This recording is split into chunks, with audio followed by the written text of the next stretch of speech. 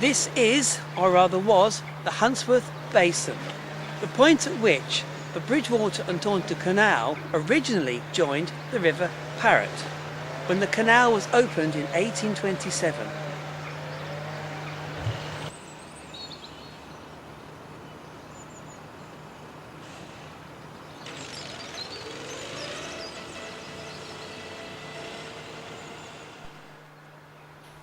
It was made up of 2 lock chambers and a tidal basin.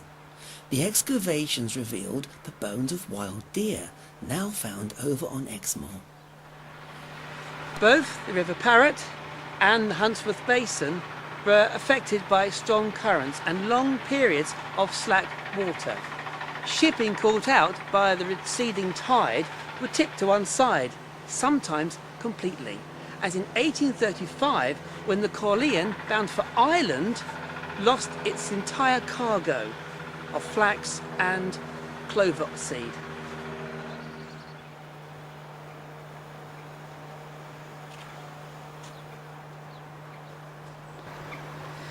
But it was competition from the railway that finally led to the construction of the canal extension and a new harbour at the north side of Bridgewater itself, an expense that the company never recovered from. The basin here was filled in 1841, a lifespan of only 14 years, yet continues to be a lifeline for local wildlife.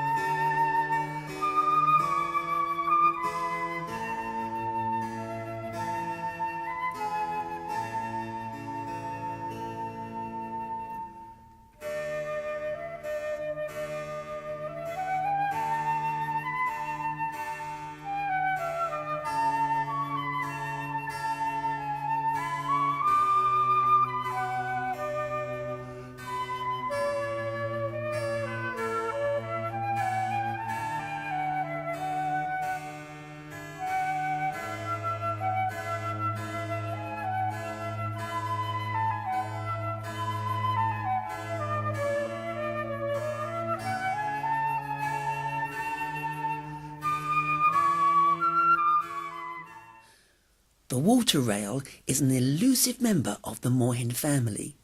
They usually hide away in the undergrowth and are generally heard rather than seen.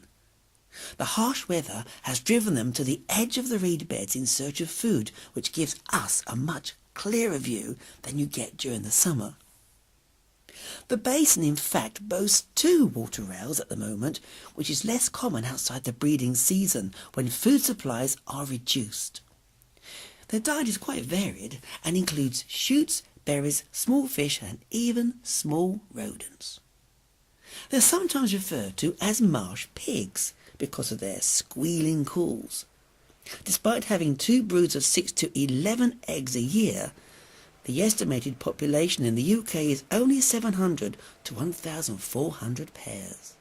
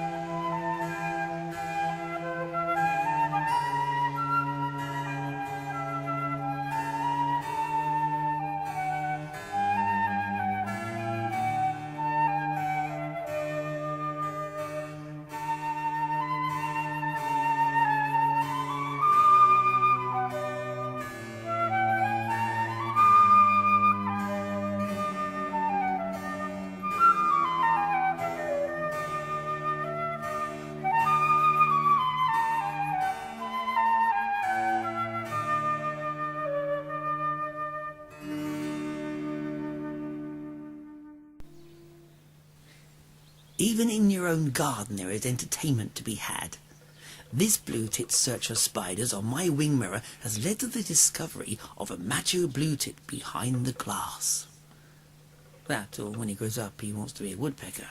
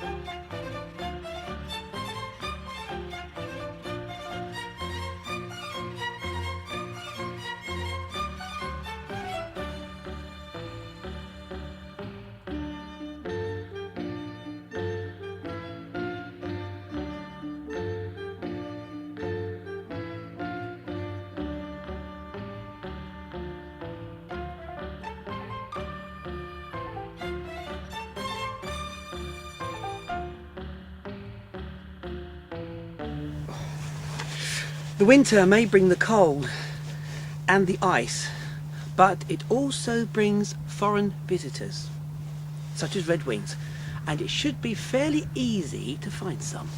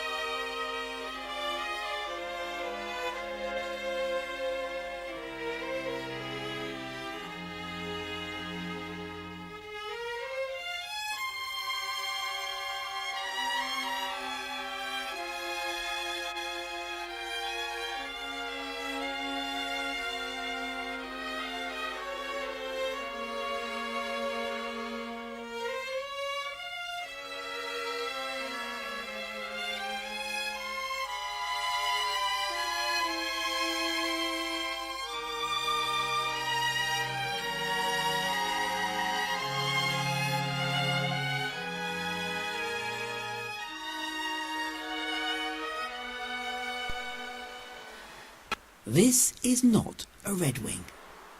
It is a song thrush, but they are related.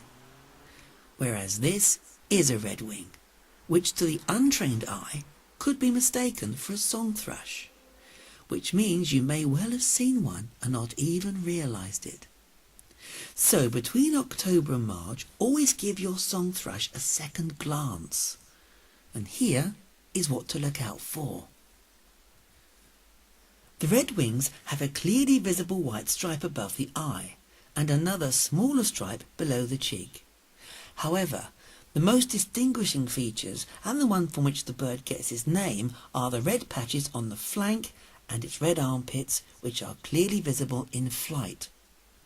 They are usually seen with flocks of fieldfares, but this particular group are sharing the berries with a bird that's usually seen on the east coast in winter.